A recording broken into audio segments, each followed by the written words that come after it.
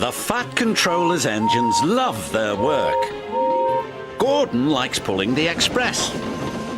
Thomas likes his branch line.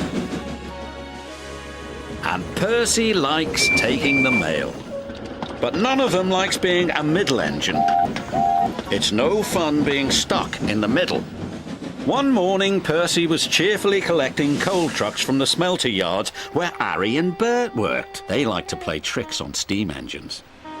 Percy didn't want to fall for their tricks again. But before he knew it, he was stuck in the middle. "Oh, bother!" chuffed Percy crossly. "Little green piggy in the middle," Harry teased. Percy's driver was cross. With trucks in front of him and trucks behind, Percy had to go slowly. James was in the yard when Percy steamed slowly by. "It's Slow Coach Percy," James laughed. "You wouldn't be laughing if you were stuck in the middle." Percy fumed, and he fumed all the way to the coaling plant. One by one, he shunted his trucks onto the tipper's loading ramp, and the coal was unloaded.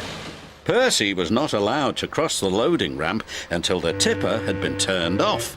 It was against the rules. But as soon as his driver and fireman left, there was trouble. Henry arrived to pick up coal. He bumped into the trucks, and the trucks bumped into Percy.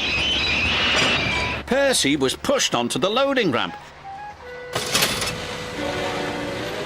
"Help!" cried Percy. "I'm not a truck!" But no one heard him. Percy was hoisted up, tipped over, and brought back down again. After Percy was lowered back onto the ground, the manager was very cross. "You have caused confusion and delay," he said. "I'll have to report this to the Fat Controller." That night, the Fat Controller spoke severely to Percy. "I'm very disappointed in you, Percy," he said. "You know it's against the rules to go on the tipper's loading ramp." "Sorry, sir," Percy said sadly, "but it wasn't my fault. It's because those diesels made me a middle engine." "Nevertheless, you will shunt trucks in the yard until I can get to the bottom of this." "Pa," said James, thinking no one could hear, "I could handle those diesels with bent buffers and a busted boiler." "Then you will do Percy's run to the smelter." "Yes, sir," said James. The next day, James arrived at the smelter. He was determined not to be tricked by Harry and Bert. "Hello, James," oozed Harry. "Can't I learn a thing or two from those who know?" "Just get my trucks ready and stay out of my way," puffed James importantly. "Yes, sir," Bert chimed greasily. James cheerfully backed up to his trucks. He was certain he had fooled Harry and Bert, but he was wrong. "Little red piggy in the middle," chortled Harry. "Just like Percy," jeered Bert. "I am not like Percy," puffed James. "I am not a middle engine, and I'm not moving." And he didn't. When the Fat Controller heard the news, he sent Percy to fetch James.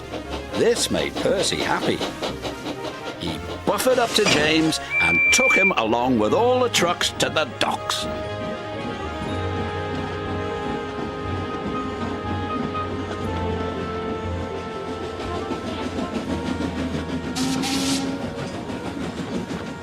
"Right on time," said the manager. "But what is that big red engine doing in the middle?"